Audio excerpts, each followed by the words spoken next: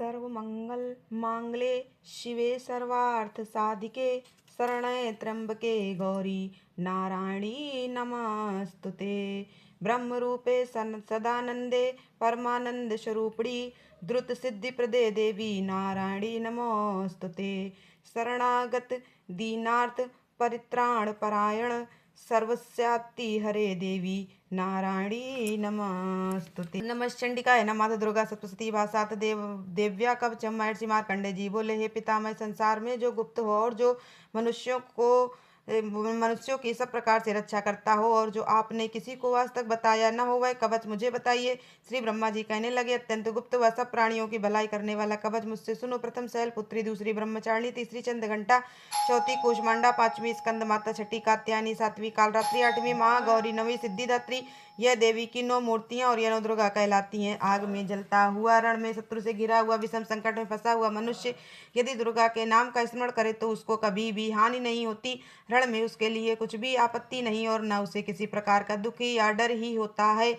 हे देवी, जिसने श्रद्धा पूर्वक तुम्हारा स्मरण किया है उसकी वृद्धि होगी। तुम निसंदेह रक्षा करने वाली हो। चामुंडा प्रेत पर, वाराही भैंसे पर, रौद्री हाथी पर, वैष्णवी गरुड़ पर अपना आसन जमाती हैं। माहेश्वरी बैल पर, कौमारी मोर पर और हाथ में कमल लिए हुए विष्णु प्रिया लक्ष्मी जी कमल के आसन पर विराजती हैं।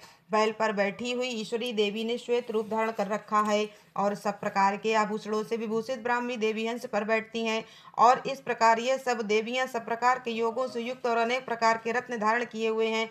भक्तों की रक्षा के लिए संपूर्ण देवियां रथ में बैठी तथा क्रोध में भरी हुई दिखाई देती हैं तथा चक्र, गदा, शक्ति, हल और मूसल, खेटक और तोमर परश तथा पास, भाला और त्रिशूल एवं उत्तम सारंग आदि शस्त्रों को दैत्यों के नाश के लिए और भक्तों की रक्षा करने के लिए और देवताओं के कल्याण के लिए धारण किए हैं। हे महारौद्री, अत्यंत घोर पराक्रमण, महान बल और महान उत्साह वाली देवी, तुमको मैं नमस्कार करती हूँ। हे देवी, तुम्हारा दर्शन दुर्लभ है तथा आप शत्रुओं के भय को बढ़ाने वाली हैं। हे जगदम्बिके, मेरी रक्षा करो। पूर्व दिशा में इंद्री मेरी रक्षा करे। अग्निकोण में अग्निशक्ति, दक्षिण में वाराही देवी, नैतृत्य कोण में खड़गधारिणी देवी मेरी रक्षा करे। वाणी, पश्चिम दिशा में वायु कोण में मृगवाहिनी, उत्तर में कौमारी और ईशान में शूरधारिणी देवी मेरी रक्षा करें। ब्राह्मणी ऊपर की ओर से मेरी रक्षा करें और वैष्णवी देवी नीचे की ओर मेरी रक्षा करें। और इसी प्रकार 100 पर बैठी चामुंडा देवी दशों दिशाओं में मेरी रक्षा करें। जया देवी आगे, विजया पीछे की ओर, रजता बाईं और अपराजिता दाहिनी ओर मेरी रक्षा करें। और द्योतनी देवी शिखा की रक्षा करे तथा उमा सिर में स्थित होकर मेरी रक्षा करें। इसी प्रकार मस्तक में मालाधारी देवी रक्षा करें और ऋषिनी देवी मेरी भवों का संरक्षण करें। भवों के मध्य भाग में त्रिनेत्रा नतनों की यमघंटा देवी रक्षा करें। नेत्रों के मध्य में शंखनी देवी और द्वारवासिनी देवी कानों की रक्षा करें। कपोलों की कालिका देवी और कानों के मूल भाग की भगवती शाकरी रक्षा करें। सुगंधा नासिका में और चर्चिका ऊपर के होंठ में, अमृत कला नीचे के होंठ की सरस्वती देवी जीभ की रक्षा करें। कौमारी देवी दांतों की और चंडिका कंठ प्रदेश की रक्षा करे। चित्र घंटा गले की घंटी की और महामाया तालु की रक्षा करे। कामाक्षी ठोड़ी की स्तर मंगलावाणी की रक्षा करें। भद्रकाली गर्दन की और धनुधर पीठ के मेरुदंड की रक्षा करें। कंठ के बाहरी भाग की नीलग्रीवा और कंठ के नली की नलकोबरी रक्षा करें। दंडनी दोनों हाथों की और अंबिका देवी समस्त अंगुलियों की रक्षा करें। शूलेश्वरी देवी संपूर्ण नखों की, कुलेश्वरी देवी मेरी कुछ की रक्षा करें। महादेवी दोनों स्तनों की, शोक विनाशिनी मन की रक्षा करें। ललिता देवी हृदय की, शूल धारणी उदर की रक्षा करें। कामनी देवी नाभि की, गुहेश्वरी गु स्थान की, पूतना और कामिका लिंग की और महिष वाहिनी गुदा की रक्षा करें। संपूर्ण इच्छाओं को पूर्ण करने वाली महाबला देवी दोनों जंगाओं की रक्षा करें। विंध्यवासिनी दोनों घुटनों की और तेजसी देवी दोनों पांवों के पृष्ठभाग की, श्रीधरी पांवों की, अंगुलियों की, स्थलवासिनी तलुओं की, दंष्ट्रा करालिनी देवी नखों की और दरुकेशनी केसों की, बाघेश्वरी वाणी की रक्षा करे। रोमा बलियों के छिद्रों की, कौबेरी और त्वचा की बाघेश्वरी देवी रक्षा करें। पार्वती देवी रक्त, मज्जा, वसा, मांस, हड्डी की रक्षा करें। कालरात्रि आंतों की रक्षा करें। मुक्तेश्वरी देवी पित्त की, पद्मावती कमलोस की, चूड़ामणि कफ की रक्षा करें। ज्वालामुखी नसों की, जल की रक्षा करें। उभेद्या देवी शरीर के सब जोड़ों की रक्षा करें। ब्राह्मणी मेरे वीर की, छत्तेश्वरी छाया की और धर्मधारणी मेरे अहंकार, मन तथा बुद्धि की रक्षा करें। प्राण अपान समान उदान और व्यान की वज्रहस्ता देवी रक्षा करें। कल्याण शोभना मेरे प्राण की रक्षा करें। रस, रूप, गंध, शब्द और स्पर्श इन विषयों का अनुभव करते समय योगिनी देवी मेरी रक्षा करें तथा मेरे सत्वगुण, रजोगुण, तमोगुण की रक्षा नारायणी देवी करें। आयु की रक्षा बाराही देवी करें। वैष्णवी धर्म की तथा चक्रणी देवी मेरी यश, कीर्ति, लक्ष्मी, धन, विद्या की रक्षा करें। इंद्राणी मेरे शरीर की रक्षा करें, और हे चंडिके आप मेरे पशुओं की रक्षा करिए। महालक्ष्मी मेरे पुत्रों की रक्षा करें, और भैरवी मेरे पति की रक्षा करें। मेरे पति की सुप्त तथा मार्ग की क्षमाकारी देवी रक्षा करें। राजा के दरबार में महालक्ष्मी तथा सब और व्याप्त रहने वाली विजया देवी चारों ओर से मेरी रक्षा करें। जो स्थान रक्षा से रहित और कवच में रह गया हो उसकी पापों का नाश करने वाली जयंती देवी रक्षा करें। अपना शुभ चाहने वाले मनुष्य को बिना कवच के एक पग भी कहीं नहीं जाना चाहिए, क्योंकि कवच रखने वाला मनुष्य जहाँ जहाँ भी जाता है वहाँ वहाँ उसे अवश्य धन लाभ होता है तथा विजय प्राप्त करता है। वही सब जिस अभीष्ट वस्तु की इच्छा करता है वह उसको इस कवच के प्रभाव से अवश्य मिलती है, और वह इसी संसार में महाश्वर को प्राप्त होता है। कवचधारी मनुष्य निर्भय होता है और वह तीनों लोकों में माननीय होता है। देवी का यह कवच देवताओं के लिए भी कठिन है। जो नित्य प्रतिनियम पूर्वक तीनों संध्याओं को श्रद्धा के साथ इसका पठन पाठन करता है उसे देव शक्ति प्राप्त होती है। वह तीनों लोकों को जीत सकता है तथा काल मृत्यु से रहित होकर 100 वर्षों तक जीवित रहता है।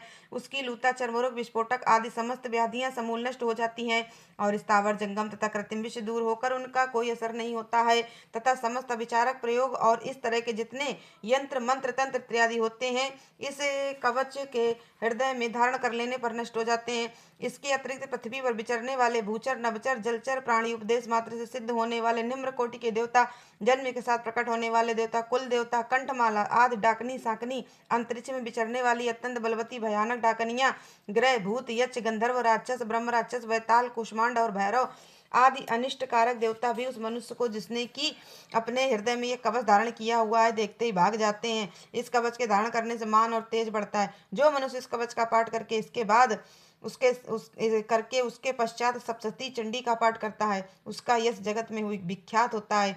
और जब तक वन, पर्वत और काननाद इस भवमंडल पर स्थित हैं तब तक यहाँ पुत्र पौत्र आदि संतान परंपरा बनी रहती है।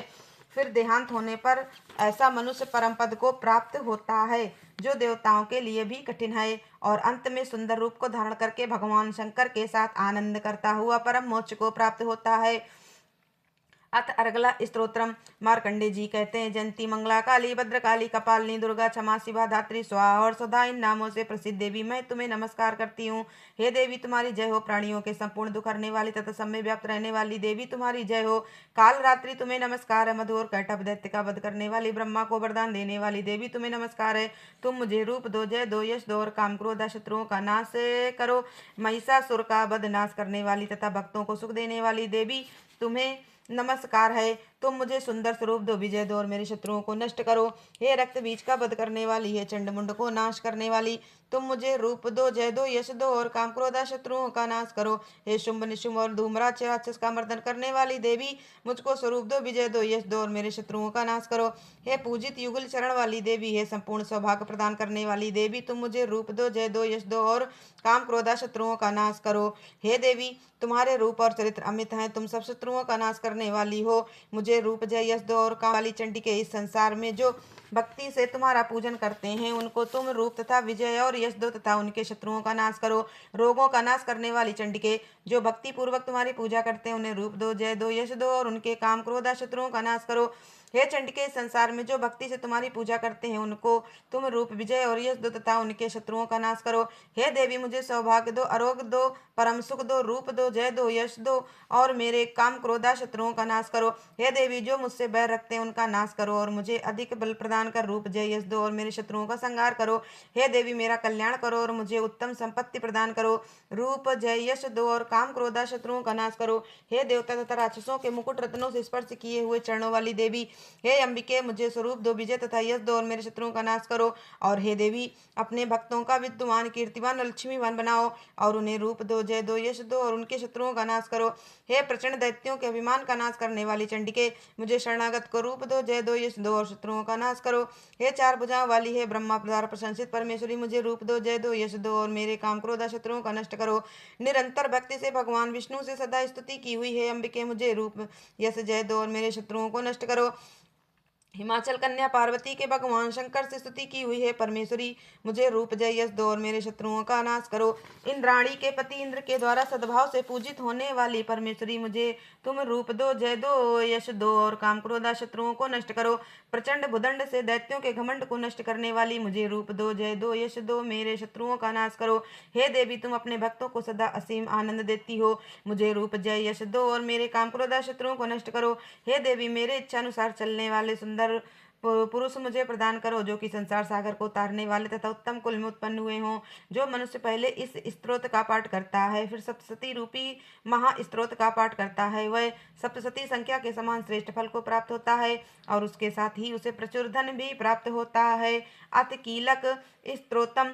महर्षि श्री मार्कंडी जी बोले, निर्मल ज्ञान रूपी शरीर धारण करने वाले देवत्री रूप दिव्य 3 नेत्र वाले जो कल्याण प्राप्ति के हेतु हैं तथा अपने मस्तक पर अर्धचंद्र धारण करने वाले हैं, उन भगवान शंकर को नमस्कार है। जो मनुष्य इन कीलक मंत्रों को जानता है वही पुरुष कल्याण को प्राप्ति करता है। जो अन्य मंत्रों को जप कर केवल सप्तशती स्तोत्र से ही देवी की स्तुति करता है उसको इससे ही देवी की सिद्धि हो जाती है। उन्हें अपने कार्य की सिद्धि के लिए दूसरे की साधना करने की आवश्यकता नहीं रहती। बिना जप के ही उनके उच्चाटन आदि सब काम सिद्ध हो जाते हैं। लोगों के मन में शंका थी कि केवल सप्तशती की उपासना से अथवा सप्तशती को छोड़कर अन्य मंत्रों की उपासना से भी समान रूप से सब कार्य सिद्ध हो जाते हैं, तब इनमें कौन सा श्रेष्ठ साधन है। लोगों की इस शंका को ध्यान में रखकर भगवान शंकर ने अपने पास आए हुए जिज्ञासुओं को समझाया कि यह सप्तशती नामक संपूर्ण स्तोत्र ही कल्याण को देने वाला है। इसके पश्चात भगवान शंकर ने चंडिका के सप्तशती नामक स्तोत्र को गुप्त कर दिया। अतः मनुष्य इसको बड़े पुण्य से प्राप्त करता है। जो मनुष्य कृष्ण पक्ष की 14 अथवा अष्टमी को एकाग्रचित होकर देवी को अपना सर्वस्व समर्पित कर देता है और फिर उसे प्रसाद रूप में ग्रहण करता है, उस पर दुर्गा प्रसन्न होती है अन्यथा नहीं होती हैं। इस प्रकार सिद्धि के प्रतिबंधक रूप कीलक के द्वारा भगवान शंकर ने इस स्तोत्र को कीलित कर रखा है। जो पुरुष इस सप्तशती को निष्कीलन करके नित्य पाठ करता है वह सिद्ध हो जाता है, वही देवों का पार्षद होता है और वह गंधर्व होता है। सर्वत्र विचरते रहने पर भी उस मनुष्य को इस संसार में कहीं कोई डर नहीं होता।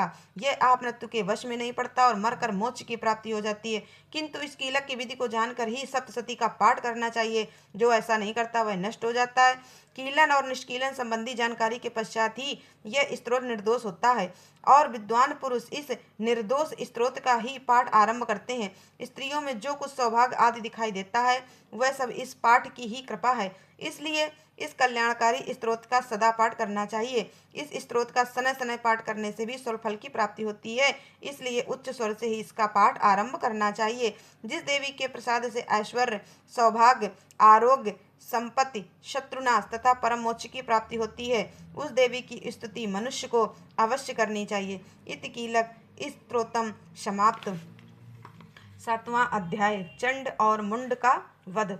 महर्षि मेधा ने कहा, दैत्यराज की आज्ञा पाकर चंड और मुंड चतुरंगिनी सेना को साथ लेकर हथियार उठाए हुए देवी से लड़ने के लिए चल दिए।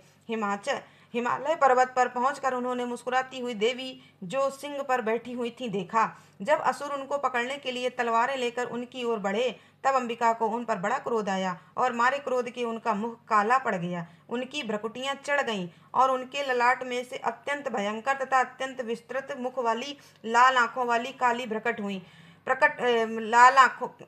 लाल आंखों वाली काली प्रकट हुई जो कि अपने हाथों से तलवार और पास लिए हुए थीं। वह विचित्र खड्ग धारण किए हुए थीं तथा चीते के चर्म की साड़ी एवं नरमुंडों की माला पहन रखी थी। उसका मांस सूखा हुआ था और शरीर केवल हड्डियों का ढांचा था और जो भयंकर शब्द से दिशाओं को पूर्ण कर रही थी वह असुर सेना पर टूट पड़ी और दैत्यों को भक्षण करने लगी। वह पाशर्व रक्षकों, अंकुशधारी महावतों, हाथियों पर सवार योद्धाओं और घंटा सहित हाथियों को एक हाथ से पकड़ पकड़कर अपने मुंह में डाल रही थीं और इसी प्रकार वह घोड़ों, रथों, सारथियों व रथों में बैठे हुए सैनिकों को मुंह में डालकर भयानक रूप से चबा रही थीं। किसी के केस पकड़कर, किसी के गर्दन पकड़कर, किसी को पैरों से दबाकर और किसी दैत्य को छाती से मसलकर मार रही थीं। वह दैत्य के छोड़े हुए बड़े बड़े अस्त्र शस्त्रों को मुंह में पकड़कर और क्रोध में भर उनको दांतों से पीस रही थी। उसने कई बड़े बड़े असुर भक्षण कर डाले, कितनों को रौंद डाला और कितनी उसकी मार के मारे भाग गए। कितनों को उसने तलवार से मार डाला, कितनों को अपने दांतों से समाप्त कर दिया और इस प्रकार से देवी ने क्षण भर में संपूर्ण दैत्य सेना को नष्ट कर दिया। यह देख महापराक्रमी चंड काली देवी की ओर लपका और मुंड ने भी देवी पर अपने भयानक बाणों की वर्षा आरंभ कर दी और अपने हजारों चक्र उस पर छोड़े। उस समय वह चमकते हुए बाण व चक्र देवी के मुख में प्रविष्ट हुए इस प्रकार दिख रहे थे जैसे मानो बहुत से सूर्य मेघों की घटा में प्रविष्ट हो रहे हों। इसके पश्चात भयंकर शब्द के साथ काली ने अत्यंत जोश में भरकर विकट अट्टहास किया। उसका भयंकर मुख देखा नहीं जाता था। उसके मुख में श्वेत दांतों की पंक्ति चमक रही थी। फिर उसने तलवार हाथ में लेकर शब्द कहकर चंड के ऊपर सिर काट कर अलग कर दिया। चंड को मरा हुआ देखकर मुंड देवी की ओर लपका, परंतु देवी ने क्रोध में भरे उसे भी अपनी तलवार से यमलोक पहुंचा दिया।